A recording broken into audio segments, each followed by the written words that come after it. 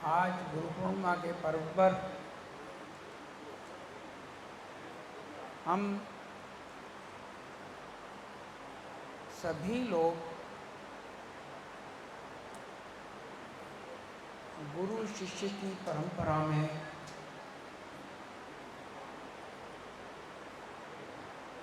सभी लोगों का आदिकाल से आज का दिन एक सबसे महत्वपूर्ण हमारा त्यौहार, हमारा पर्व हमेशा से रहा है।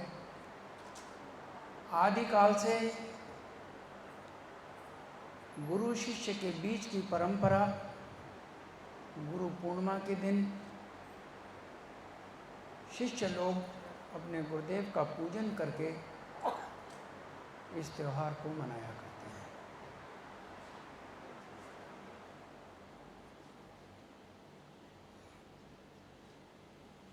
वैसे तो आदिकाल से ये परंपरा चली आ रही है,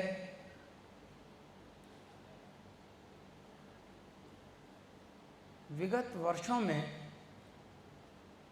हमारी सनातन पद्धति के ऊपर कुछ विधर्मियों का प्रभाव रहा। हम लोग अपनी सनातन पद्धति को भूलते चले गए। हम लोगों की हर आने वाली नई पीढ़ी पुरानी पीढ़ी के साथ बहुत कुछ छोड़ती चली गई। नया विधर्मियों का आचार विचार हम लोग अपने ऊपर लागू करते चले गए और अंततः हम अपनी मूल संस्कृति को लगभग 50 पीढ़ी पीछे छोड़ करके आज उस पायदान पर खड़े हैं कि हम अपनी सनातन पद्धति के मूल स्वरूप को पहचानते भी नहीं हैं। इसमें हम लोगों का दोष है भी और नहीं भी है, क्योंकि इतने वर्ष पूर्व हमारी 85वीं पीढ़ी पहले जो हमारी सभ्यता थी, समय के साथ साथ विधर्मियों का प्रभाव हमारी संस्कृति के ऊपर पड़ता रहा। हम अपनी मूल संस्कृति को भूलकर और उन लोगों की संस्कृति को कहीं ना कहीं प्रत्यक्ष या परोक्ष अपने जीवन में शामिल करते चले आए हैं और अपना पतन का मार्ग आज हम प्रशस्त कर रहे हैं। यहाँ पर मैं क्रमशः युगों पुराने कुछ उदाहरण आप लोगों को सबको बताना चाहता हूँ कि हमारे लिए गुरु शिष्य के बीच का बंधन ये वो बंधन है जो मनुष्य को जन्म के बाद मोक्ष दिलाकर ही जीवन मरण के जो कुचक्र है इससे पीछा छुड़ाता है। और जब शिष्य समर्पित भाव से गुरुदेव के अनुशासन में बंध करके उनका पालन किया करता है, अपनी जीवनचर्या को गुरुदेव की आज्ञा के अनुरूप आगे बढ़ाता है, तो वो गुरु सत्ता एक ना एक दिन अपने शिष्य को गुरु बना देती है। ये वो परंपरा है जिसमें कभी पतन नहीं होता। ठीक है, हमारे जीवन के ऊपर विधर्मियों का प्रभाव रहा, लेकिन जब जब हमको मनुष्य को जब जब अवसर मिले उसको अपनी सनातन पद्धति को पहचानने का प्रयास करना चाहिए और उसको अपने जीवन में उतारने का पूरा संकल्प लेकर के हम लोगों को अपना ये संस्कार चक्र, ये हमारा जो मनुष्य जीवन है, ये हमारे अनगिनत संस्कारों में से एक, कुछ कर्माशय में से आए हुए कुछ कर्मों का संस्कार चक्र है। जब ये संस्कार चक्र हमारा पूरा हो जाएगा तो हमारे ये प्राण, हमारे आत्मा इस देह को छोड़ करके उस परम पिता परमेश्वर में लीन हो जाए, ये उसमें मिल जाए, ऐसी हमको हर संभव कोशिश अपने जीवन में करनी चाहिए। सौभाग्यशाली हैं हम सब लोग जिनको उस परासत्ता का सानिध्य मिला। देर से ही मिला, कोई बात नहीं, मिला। आज भी ये हमारे बीच में हैं। हम लोगों के ऊपर हिमालय से अपनी दृष्टि अपने बच्चों के ऊपर रखते हैं और उनको अनुशासित करने का प्रयास करते हैं। संकल्प है उनका कि आज मानव इस धरती पर जो भी है वो इस कली काल में, जहाँ पर कि सिर्फ पतन का ही मार्ग प्रशस्त है, उसमें उस पतन से बच करके इस कलयुग में दोबारा प्रवेश ना करे। ये मेरे गुरुदेव का संकल्प है और उनके संकल्प को मजबूत करने के लिए, अपने जीवन को सुखद बनाने के लिए उनके संकल्प में हमको भी सहयोगी होना चाहिए। मैं भगवान श्री राम के समय में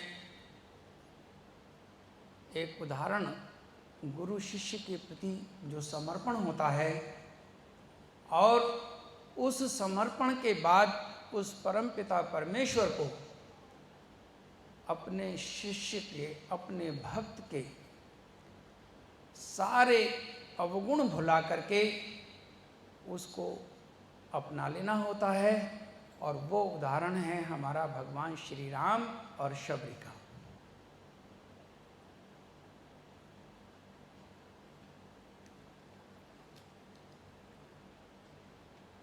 शबरी को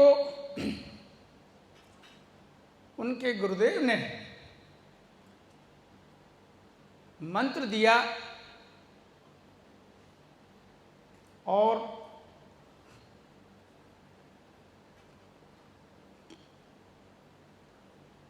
उनको बोला कि भगवान स्वयं चल करके तेरी कुटिया पर आएंगे।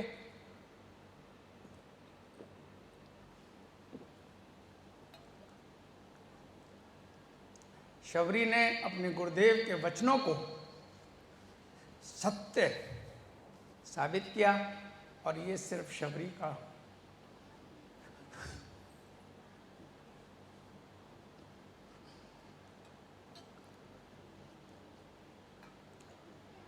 ये शबरी का विश्वास था अपने गुरुदेव के वचनों के प्रति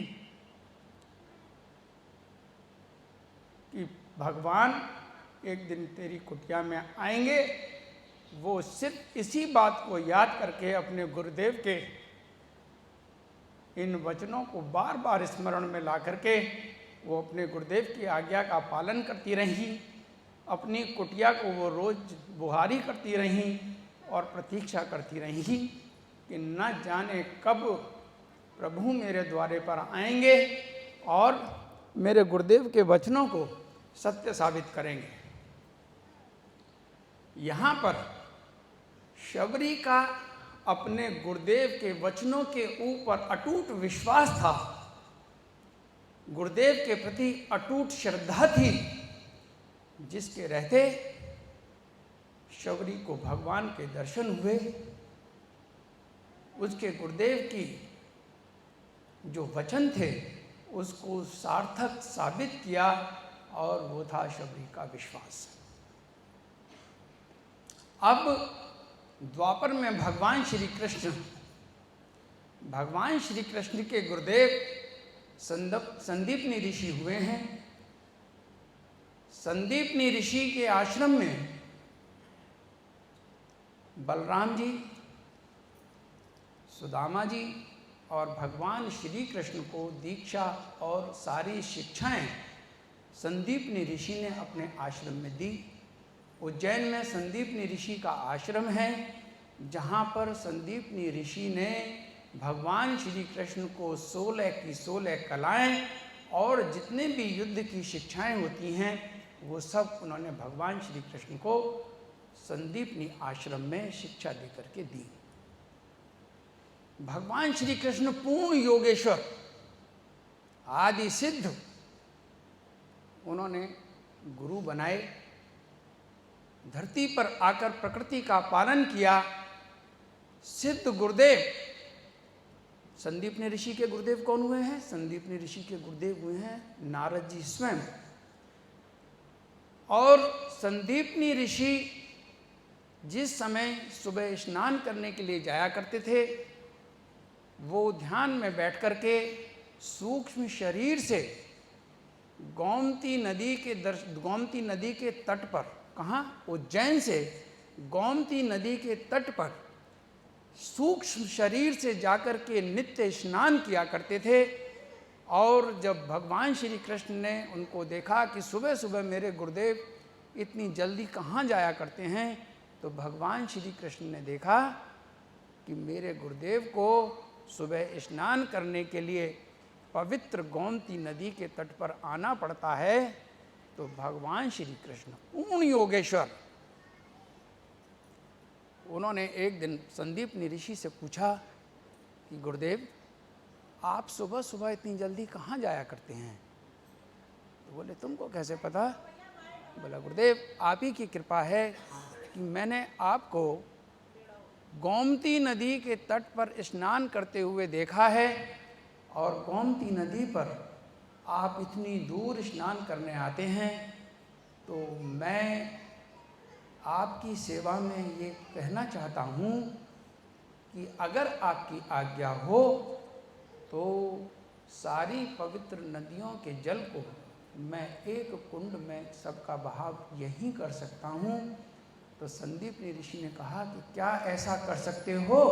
तो गुरुदेव आज्ञा दीजिए। भगवान श्री कृष्ण ने अपना धनुष उठाया, गोमती माता का उन्होंने आवाहन किया और धरती पर इतना तीव्र प्रहार किया कि वो तीर पाताल लोक में चला गया और वहां से गोमती नदी का उद्गम हुआ। इससे पहले भगवान श्री कृष्ण ने अपने गुरुदेव को उनके विश्वास को पूरा करने के लिए कहा कि गुरुदेव जब आप गोमती जाएंगे स्नान करने के लिए तो आप अपना कमंडल वहाँ छोड़ करके आ जाइए, आपको आपका कमंडल यहीं मिलेगा। तो गुरुदेव ने ऐसा ही किया। तो जब स्नान करने के बाद वो वहाँ आए, भगवान श्री कृष्ण ने पूरे संकल्प के साथ जब अपना तीर पाताल लोक में पहुँचाया, वहाँ से गोमती नदी का उद्गम हुआ। और वहाँ पर जब संदीपनी ऋषि देखते हैं कि जिस कमंडल को वो वहाँ छोड़ करके आए थे, वो कमंडल यही है। वो गोमती कुंड के नाम से संदीपनी ऋषि के आश्रम में वो कुंड आज भी वहीं स्थित है। और वो इसीलिए प्रसिद्ध है कि अपने गुरु की सेवा के लिए, कि मेरे गुरुदेव को स्नान करने के लिए इतनी दूर जाना पड़ता है, सूक्ष्म शरीर धारण करना पड़ता है, तो मेरे को ये अच्छा नहीं लगता। तो भगवान श्री कृष्ण जो साक्षात परब्रह्म हैं, हमारी तुम्हारी सबकी आत्मा हैं, जगत आत्मा हैं भगवान श्री कृष्ण, तो उनको उनके दूर जाकर के स्नान करने के क्रम को वहीं उन्होंने बुलाया और कहा कि गुरुदेव अब आपको कहीं जाने की आवश्यकता नहीं है, अब आप नित्य स्नान गोमती कुंड में किया करें। ये द्वापर का उदाहरण है। कली काल में 18वीं सदी में सहजो बाई एक योगिनी हुई हैं। अनपढ़ थी, चरणदास उनके गुरुदेव हुआ करते थे। उनका एक सहजोबाई का एक उनके जीवन में गुरुदेव की कृपा अक्सर सब लोग याद किया करते हैं, उनके उदाहरण दिए जाते हैं। वो है कि सहजोबाई अपने गुरुदेव की आज्ञा का पालन करके नित्य मंत्र जप और ध्यान का अभ्यास किया करती थीं। वो पूर्ण सिद्ध बन गई थीं। एक दिन वो ध्यान में बैठी थीं परमात्मा भगवान शिव स्वयं प्रकट हुए और वो सहजो बाई के दरवाजे पर आकर के बैठ गए, खड़े हो गए। तो सहजो बाई ने उनको साधारण उनका सत्कार किया। उनको भी ये निश्चय था कि एक ना एक दिन हमारे गुरुदेव मेरे यहाँ आएंगे, मेरे यहाँ आसन ग्रहण करेंगे, भगवान भी स्वयं आएंगे, ये उनका विश्वास था। और अपने गुरु के प्रति तल्लीनता से उन्होंने अपना पूरा जीवन साधना में बताया। उन्होंने बहुत कविता लिखी हैं, कविता नहीं, उस समय के दोहे।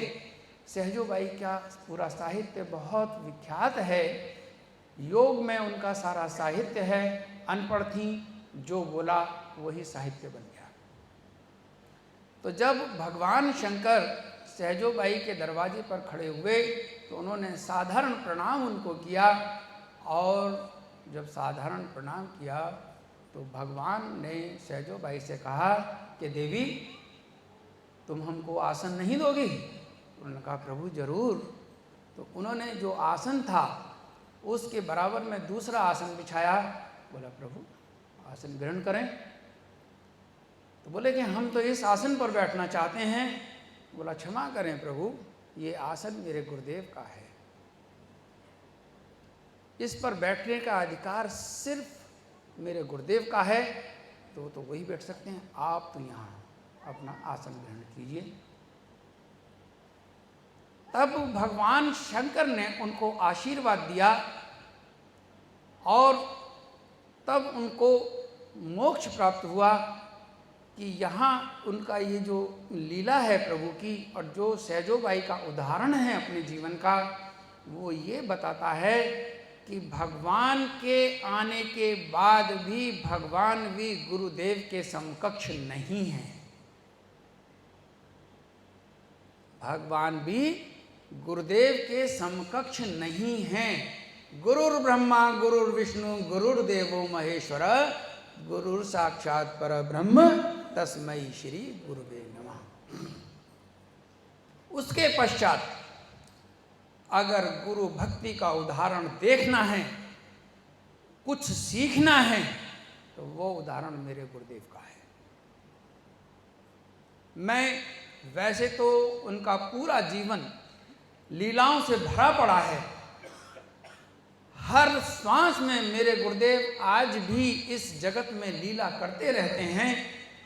लेकिन मैं कुछ 2-3 उनकी लीला जो मैंने सुनी है या मेरे जीवन में मैंने प्रत्यक्ष देखी हैं, मैं वो बतलाना चाहता हूँ। ये मैं बता रहा हूँ कि वो सत्ता क्या है और उनका गुरु के प्रति क्या समर्पण था, वो इसके बाद बताऊँ। मैं दिल्ली आश्रम में रहा करता था, सन 1986 की बात है। दिल्ली आश्रम पर श्री गुरुदेव जी का योग प्रचार का कार्यक्रम था। दरबार में गुरुदेव विराजमान थे। वहाँ पर कुछ ऐसा संयोग और श्री गुरुदेव जी की कृपा कि मैं गुरुदेव के बिल्कुल नज़दीक बैठा हुआ था। वहाँ हॉल भरा हुआ था। देखते देखते मैं क्या देखता हूँ, स्वयं अपनी आँखों से, इन चर्म चक्षुओं से मैंने वो दृश्य देखा है कि एक ऐसी माला कम से कम इतनी मोटी होगी, 6-7 इंच की मोटी माला तो वो अवश्य ही होगी। और वो मैं इस वायुमंडल में इतने सुगंधित और इतने सुंदर पुष्प मैंने जीवन में कहीं नहीं देखे। हो सकता है किसी ने भी ना देखे हों। और वो माला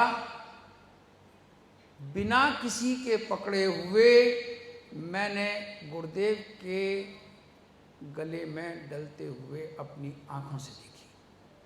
किसी व्यक्ति ने नहीं पहनाई। मैं इसका साक्षी हूँ।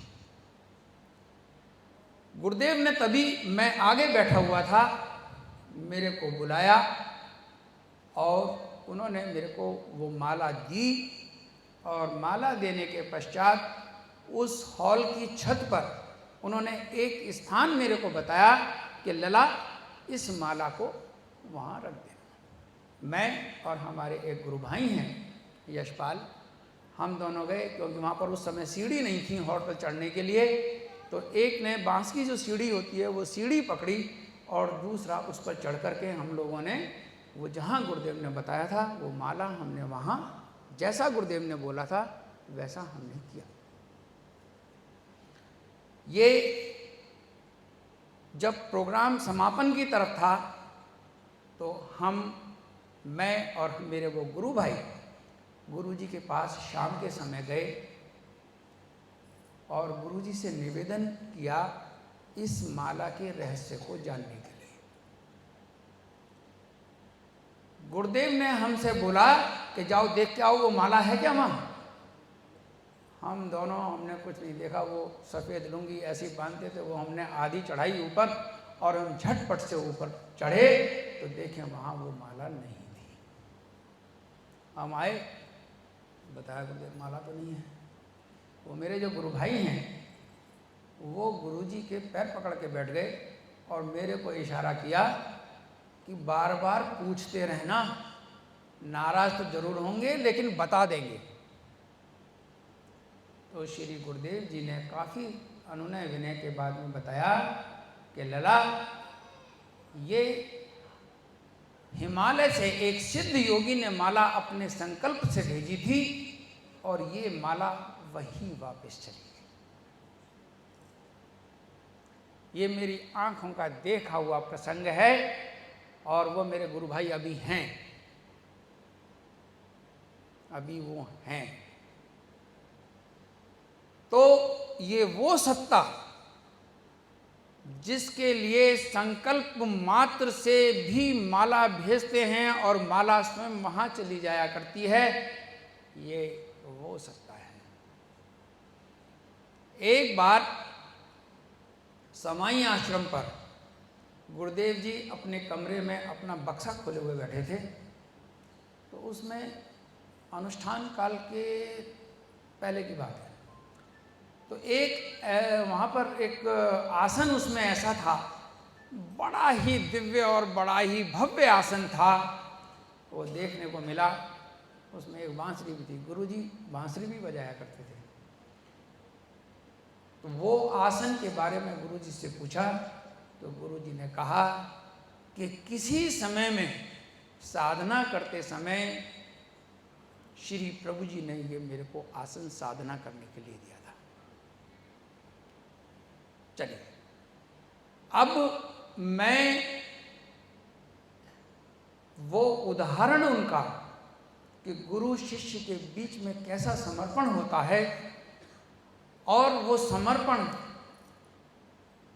अपने शिष्य को, गुरुदेव अपने शिष्य को कहाँ पहुँचा दिया करते हैं, मैं वो दे रहा हूँ। सन 1963 की, 62 की, 64 की, ऐसे किसी समय की ये लीला है। उस समय आश्रम पे कोई ब्रह्मचारी लोग भी नहीं हुआ करते थे और जो भक्तगण हमारे गुरु भाई कोई उस समय आया करते थे तो वो भी कोई 10, 20, 30, 40, 50 हो जाया करते थे। कोई बहुत बड़ा समुदाय उस समय नहीं था। तो गुरु पूर्णिमा और श्री प्रभु जी का जन्मदिन ये गुरुदेव जी हमेशा मनाते थे। गुरु पूर्णिमा अपने गुरुदेव की पूजा करने के लिए और श्री गुरुदेव जी का, श्री प्रभु जी का अवतरण दिवस पूरी श्रद्धा, पूरे तन्मयता के साथ में कि वो परासत्ता जो सिद्धों के सिद्ध हैं, हिमालय पर रहते हैं, जिनकी वजह से मैं सिद्ध हुआ हूँ, जिनके इस धरती पर आगमन से सारी धरती पर जितने भी उनके संस्कारी बच्चे हैं उनका कल्याण हो रहा है। इसलिए वो उनका जन्मदिन और गुरु पूर्णिमा, ये गुरु पूर्णिमा का जो आज का दिन है, ये हर सनातनी का मुख्य पर्व है। सारे त्योहार, सारे रिवाज एक तरफ होते हैं और गुरु पूर्णिमा ये सबसे प्रमुख त्यौहार है जो आज बिल्कुल सेकेंडरी हो गया है, बिल्कुल गौड़ हो गया है। इसके ऊपर किसी का विश्वास नहीं है। आज हमको अपनी पद्धति, अपने गुरु के प्रति निष्ठा, अपने गुरु के प्रति समर्पण के प्रति जागृत होना चाहिए। मन के अंदर समर्पित भाव आने चाहिए। ये हम अपनी और अपनी आने वाली पीढ़ियों के लिए जरूर एक ऐसा काम करना चाहिए कि जिससे हमारे पूर्वज और हमारी आने वाली पीढ़ियां कलयुग में दोबारा लौट करके ना आए। हम अपने पितरों के लिए भी अगर उनको भी इस मृत्यु लोक में आने से रोकते हैं और अगली पीढ़ी को इस काबिल बनाना चाहते हैं कि वो स्वयं अपना जगत का भी कल्याण करे, तो वो सिर्फ एक योग का मार्ग है जो हमारे गुरुदेव ने हमको दिया है। हम सबको अपने आचरण में उसको उतारना चाहिए। जितनी भी गलत शक्तियां हैं वो निश्चित रूप से तुम्हारा साथ छोड़ करके चली जाएंगी। सिर्फ वो शक्ति तुम्हारे साथ रहेंगी जो तुम्हारा उत्थान चाहते हैं और तुमको मोक्ष दिलाकर ही पीछा छोड़ेंगे। लेकिन इसमें सबसे प्रमुख बात क्या है कि इस कली काल में जबकि दुराचार, अत्याचार आदि जो निकृष्ट कर्म हैं वो जैसे जैसे कलयुग की आयु बढ़ती चली जाएगी वैसे वैसे इनका प्रभाव बढ़ता चला जाएगा। अगर उस प्रभाव में हम लोग रहेंगे तो हमारा भी पतन निश्चित ही होगा, क्योंकि जैसा परिवेश होता है उसकी छींटें तो अपने ऊपर आया ही करती हैं। 1963, 64, 62 की कवि की ये घटना है कि रामनवमी के पर्व के बाद में गुरुदेव जी ने झांसी मंडल के लिए अपना योग प्रचार का कार्यक्रम निश्चित किया। जो तिथि थी उस निश्चित तिथि पर गुरुदेव जी का झांसी में आगमन हुआ। आकाश में गूंजने वाले जयकारे प्रभु जी के लगे, गुरुदेव के लगे। भव्य स्वागत हुआ श्री गुरुदेव जी का।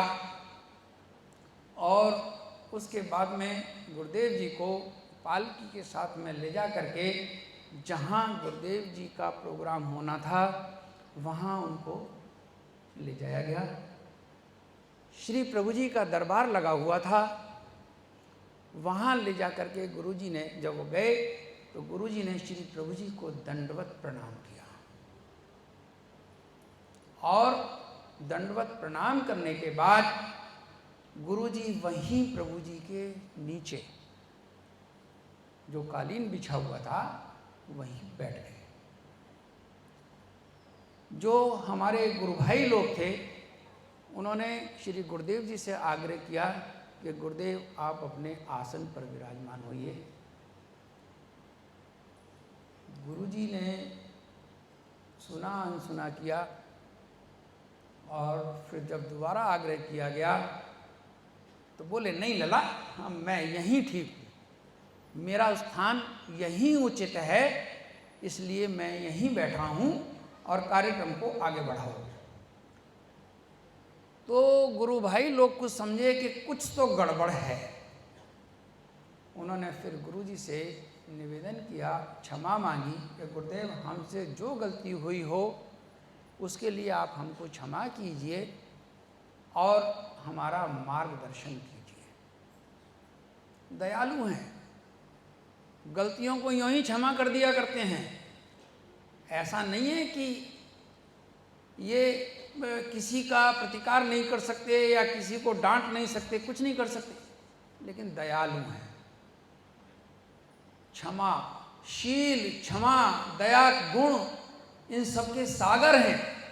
उन्होंने तभी अपने जो हमारे गुरु भाई लोग थे उनसे कहा कि लला हिमालय के आदि सिद्ध योग योगेश्वर महाप्रभु रामलाल जी महाराज जो मेरे गुरुदेव हैं, तुमने मेरा आसन उनके बराबर लगा रखा है, मैं उनके समकक्ष कैसे हो सकता हूं? मैं उनके समकक्ष कभी नहीं हो सकता। ये बात सुन करके हमारे सारे गुरु भाई बहन जो भी थे, उन्होंने तत्काल श्री प्रभु जी के आसन को 2 फीट ऊंचा किया और उसके बाद उन्होंने गुरुदेव से आग्रह किया कि प्रभु आप अपना आसन ग्रहण करें, जो हमसे गलती हुई उसके लिए हमको क्षमा करें। तो गुरुदेव बोले कि ये हुई ना बात, चलो अब आसन पर बैठते। तब श्री गुरुदेव अपने आसन पर बैठे और अपना योग प्रचार का कार्यक्रम उन्होंने आगे सुचारू रूप से चलाया। ये है गुरु के प्रति निष्ठा, ये है गुरु के प्रति समर्पण, ये वो भाव हैं कि शिष्य गुरु के बराबर कभी नहीं हो सकता। ये शिष्य को अपने मन में हमेशा धारण करके रखना चाहिए, चाहे शिष्य कुछ भी हो जाए। मेरे गुरुदेव जन्म से सिद्ध हैं, जन्म से सिद्ध हैं। अनेकों लीलाएं मिलती हैं। जब जब कभी मेरे को अवसर मिलेगा तो इनके जन्म से पहले की भी लीलाएं बताऊंगा। तो जो जन्म से पहले से सिद्ध हैं, हमारा तुम्हारा सबका कल्याण करने के लिए इस धरती पर आए, हमारे पापों को अपनी योगाग्नि में भस्म करके वो हम लोगों को योग के मार्ग पर चलाकर हमारे जितने भी संकल्प विकल्प दुष्कर्म जितने भी हैं, हम लोगों को जितने भी श्राप मिले हुए होते हैं, संकल्प वो लेते हैं और उन सबको अपनी योग की आग में जला करके भस्म कर दिया करते हैं। वो सत्ता अपने गुरु के प्रति इतनी समर्पित है कि मैं उनके समकक्ष नहीं हूं, मैं उनके बराबर नहीं बैठ सकता। ये भाव हर शिष्य के मन मस्तिष्क में हमेशा होना चाहिए। और जब ऐसा समर्पण गुरुदेव अपने शिष्य का देखते हैं तो उसके ऊपर असीम कृपा किया करते हैं। उसकी इतनी तगड़ी पात्रता हो जाती है कि वो उनके हर संकल्प को, उनकी हर दी हुई शक्ति को वो शरीर सक्षम हो जाता है, पात्र बन जाता है वो व्यक्ति कि वो उनकी कृपा को अपने जीवन में रोक सके। जैसे ये बच्चे लोग तो नहीं जानते होंगे, लेकिन सब लोग जानते होंगे, एक कहावत है कि शेरनी का दूध सोने के पात्र में ही रुकता है। कोई दूसरी धातु ऐसी नहीं बनी जिसमें शेरनी का दूध रुक जाए, 6 हो जाते निकल जाता दूध। ऐसे ही सिद्धों की कृपा पाने के लिए हमारे शरीर के अंदर वो क्षमता होनी चाहिए, वो हमारे अंदर ताकत होनी चाहिए कि हम उस ताकत को अपने अंदर रोक सकें। हमको वो ताकत रोकने की शक्ति हमारे अंदर आ जाए। वो तो हमेशा लुटाते हैं, खूब लुटाते हैं। क्या हम उसको अपने अंदर रोकने के काबिल हैं? प्रश्न ये है, क्या हम उनकी दी हुई शक्ति को अपने अंदर रोकने के अधिकारी हैं? नहीं है। श्री प्रभु जी क्या करते थे, गुरुदेव बताते थे हमको, भाई जी बैठे हैं, इन्होंने भी सुना होगा, भांडे तो मिले चौंदे मिले। भांडे तो मिले चौंदे मिले, क्या मतलब? बर्तन तो मिले लेकिन सब चुचा रहे हैं, रोक कुछ नहीं पा रहा।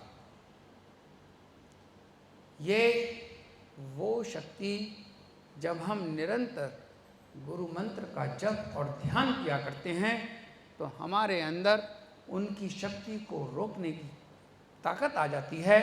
वो अपनी शक्ति तो हम सबको रोज दे रहे हैं, सबको वो शक्ति देते हैं, लेकिन प्रश्न यही है कि उनकी दी हुई शक्ति को क्या हम आज रोक पाने की क्षमता रखते हैं। अगर नहीं है तो हमको उस शक्ति को रोकने की क्षमता पहले अपने अंदर बनानी पड़ेगी, और जब वो क्षमता बन जाएगी तो वो तो आज भी दे रहे हैं, कल भी दे रहे थे और हमेशा देते रहेंगे। लेकिन जब हमारे अंदर वो शक्ति पैदा हो जाएगी तो हमको वो उनकी दी हुई कृपा को रोकने का अधिकारी वो लोग बना देंगे और हमारा उत्थान होना शुरू हो जाएगा। और वो शक्ति काहे से आती है? गुरुदेव की आज्ञा। 2 घंटा मंत्र जब 1 घंटा ध्यान, 2 घंटा मंत्र जब 1 घंटा ध्यान, जिसको ये करने की आदत है, ये गुरुदेव जी के श्री मुख से निकले वचन हैं कि अगर कोई व्यक्ति 2 घंटा मंत्र जब 1 घंटा ध्यान 2 पारियों में करता है, अगर 6 घंटे अगर कोई करता है तो वो 2 से 3 साल के अंदर सिद्ध हो जाया करता है, उसकी समाधि लगने लगती है।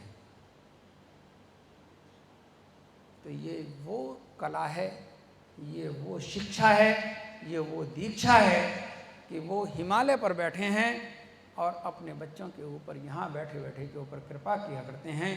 ये सत्ता बड़ी मुश्किल से मिलती है, और जिसको मिलती है वो कोई बिरला ही होता है, बहुत किस्मत वाला होता है, जिसमें आज हम तुम सब लोग शामिल हैं। तो उनकी इस कृपा का हमको लाभ उठाना चाहिए। हमारे एक गुरु भाई हुआ करते थे भुवनेंद्र झा, अब वो दुनिया में नहीं है, आपने तो सुना होगा। भुवनेंद्र झा हमारे गुरु भाई हुआ करते थे, टूंडला के ही रहने वाले थे, रेलवे में सर्विस किया करते थे, लेकिन उनका गुरुदेव के प्रति समर्पण अच्छा था। तो ये भी बात पुरानी है, जिस समय बहुत कम लोगों का आना जाना आश्रम पर हुआ करता था, आते थे चले जाया करते थे। और पहले जो सिद्ध गुफा समाई आश्रम है उसका ये रूपक नहीं था, गुरुदेव जी का आवास हुआ करता था और गुफा हुआ करती थी। जो 10-20 लोग आया करते थे वो आते थे और अपने अपने घर चले जाया करते थे। रामनवमी का दिन था तो पूजन के लिए श्री गुरुदेव जी ने श्री प्रभु जी का पूजन किया।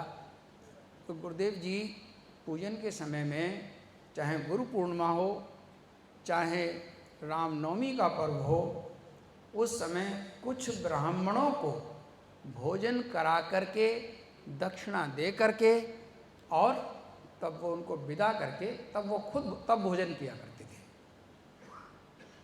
तो भुवनेंद्र झा जी जो हमारे गुरु भाई थे, उस समय वो 1 रुपये के नोट की गड्डी लेकर के आए और उन्होंने वो गुफा में रख दी गुरु जी के पूजन से पहले। बाहर गुरुदेव जी का आसन लगा हुआ था, गुरुदेव जी वहाँ आकर के बैठे।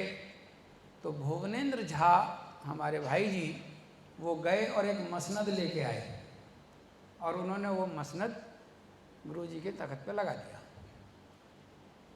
तो जो उन्होंने वहाँ श्री प्रभु जी को 1 रुपये के नोट की गड्डी चढ़ाई थी, वो उन्होंने वहाँ से ढूंढ ढांड करके वो गुरु जी के मसनद के नीचे रख दी।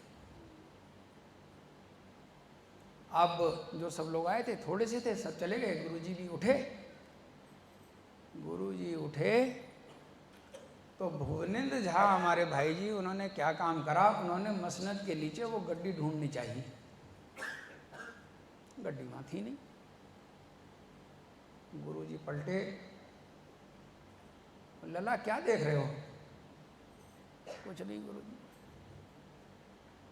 गुरु जी खड़े हो गए, फिर पीछे मुड़ के देखा तो वो कुछ टटोल रहे हैं कि लला कुछ तो ढूंढ रहे हो, क्या ढूंढ रहे हो ये बताओ। वो समझ गए कि इस समय यहाँ झूठ बोलना उचित नहीं है। हाँ बोला गुरु जी वो 1 के नोट की मैं गड्डी लेके आया था। गुरु जी जा रहे थे ब्राह्मणों को दक्षिणा देने के लिए उधर, तो गुरुजी क्या बोलते हैं कि लला, तुम अपनी भेंट की हुई चीज वापस लेना चाहते हो?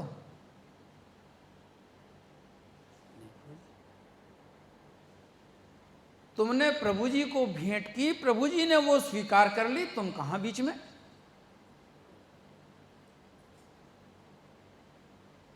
और वास्तव में वो गड्डी वहां थी नहीं। उनकी अंतर्यामिता देखो, उन्होंने ये समझ लिया कि ये गड्डी ढूंढ रहा है, गड्डी है नहीं। गड्डी कहाँ गई किसी को पता नहीं, 10-20 आदमियों के बीच में से कहाँ जाएगी? लगता है कोई दिव्य लीला रही होगी। उसके बाद में गुरुजी गए, ब्राह्मणों को सब भोजन कर चुके थे, उनको उन्होंने भेंट दी, उनको विदा किया और उसके बाद में गुरुजी ने भोजन किया। तो ये सारी बातें, सारी लीलाएं बताने का मेरा आशय सिर्फ मात्र ये है कि गुरु पूर्णिमा हमारा आदि काल से चला आने वाला सबसे ज़्यादा महत्वपूर्ण त्यौहार है।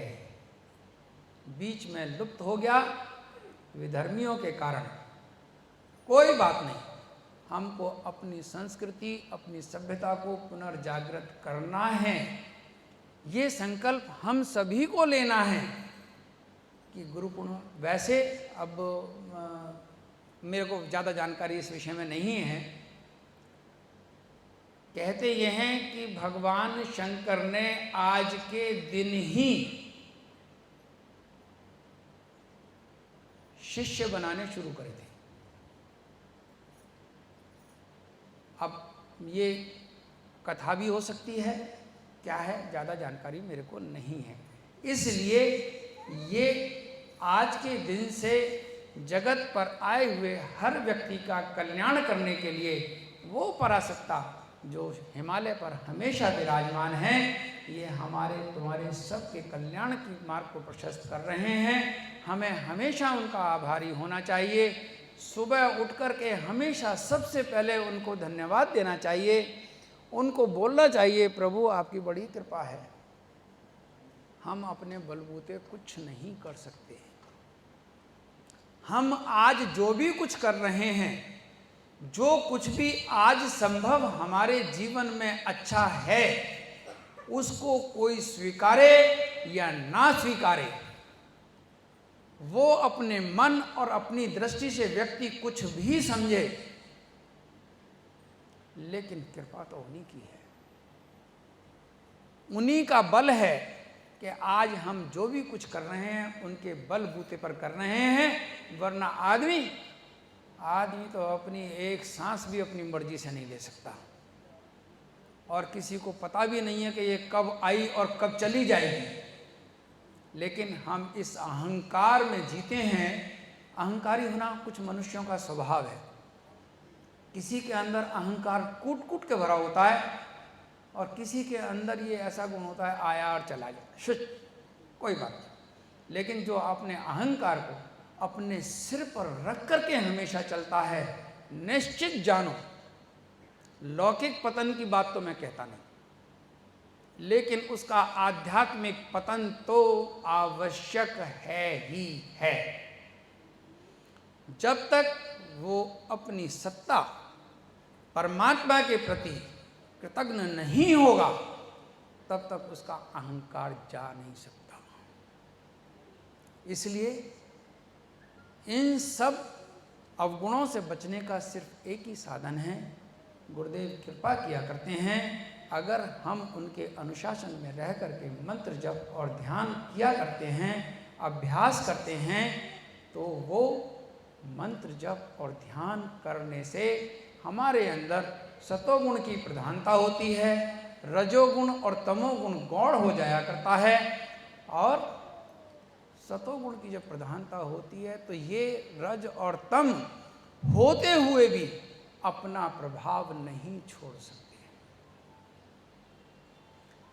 आम तौर पर सबकी एक शिकायत ये होती है कि ध्यान नहीं लगता, ध्यान नहीं लगता इसलिए हम बैठते नहीं। तर्क तो अच्छा है,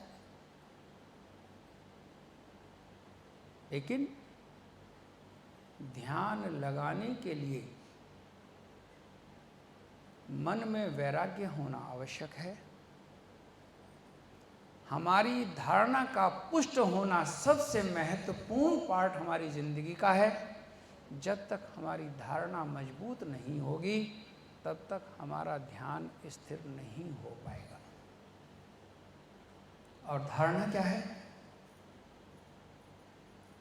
धारणा है स्थान विशेष पर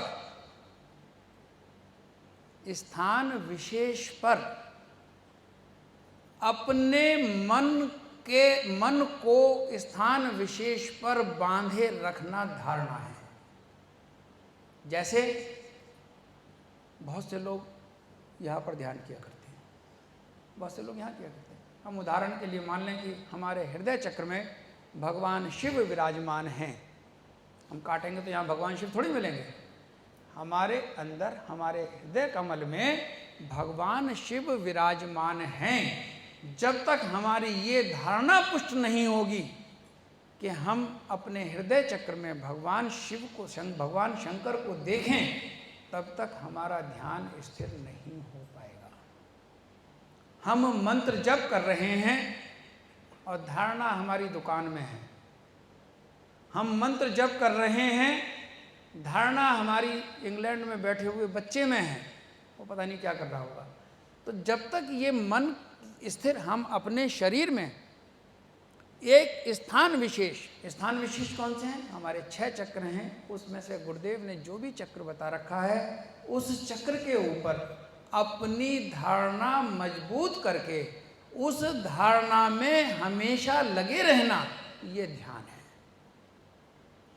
तो 2 घंटा मंत्र जप, 1 घंटा ध्यान का अभ्यास जो लोग किया करते हैं, 3 घंटे नित्य जो साधना किया करते हैं, 1 से 2 साल के अंदर उनके मन में वैराग्य पैदा हो जाया करता है। और जब मन के अंदर वैराग्य पैदा हो जाता है तो व्यक्ति अपने आप जिस मंत्र का वो जप किया करता है, वो मंत्र ही उस साधक का गुरु बन जाया करता है।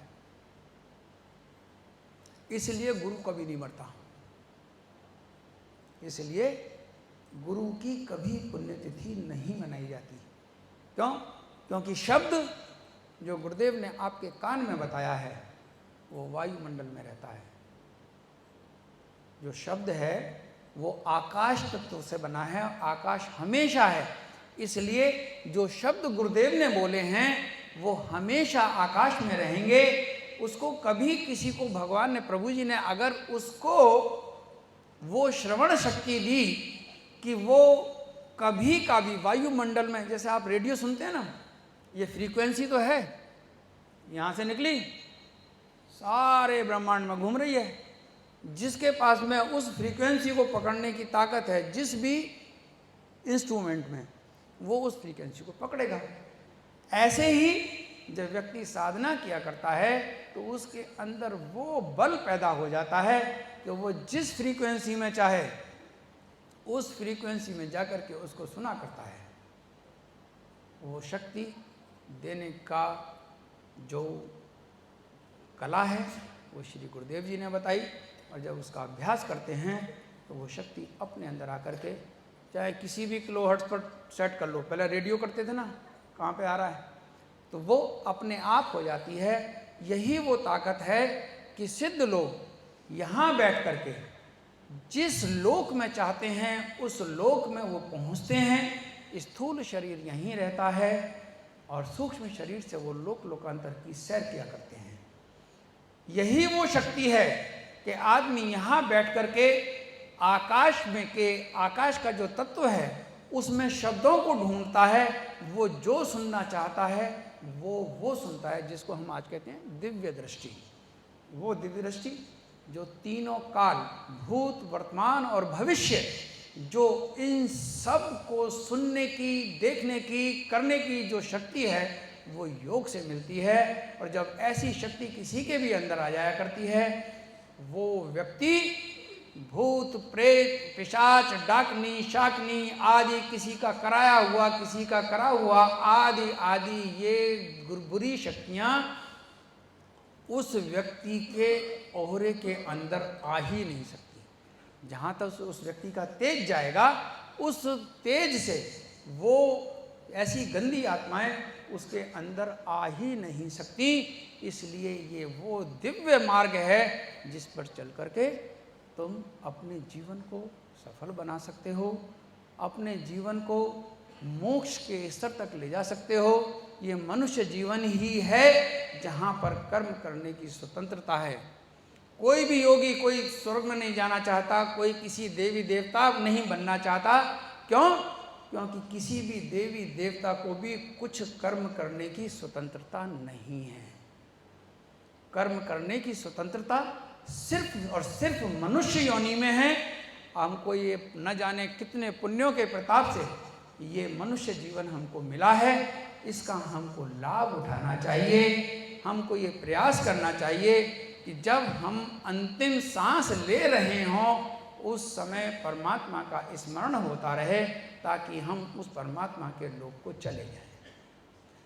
तो मैं आज गुरु पूर्णिमा का महत्व, गुरु और शिष्य के बीच क्या संबंध होता है, ये मैंने त्रेता से लेकर के आज तक के जो उदाहरण बताए हैं वो इसलिए बताए हैं ताकि तुम लोगों के अंदर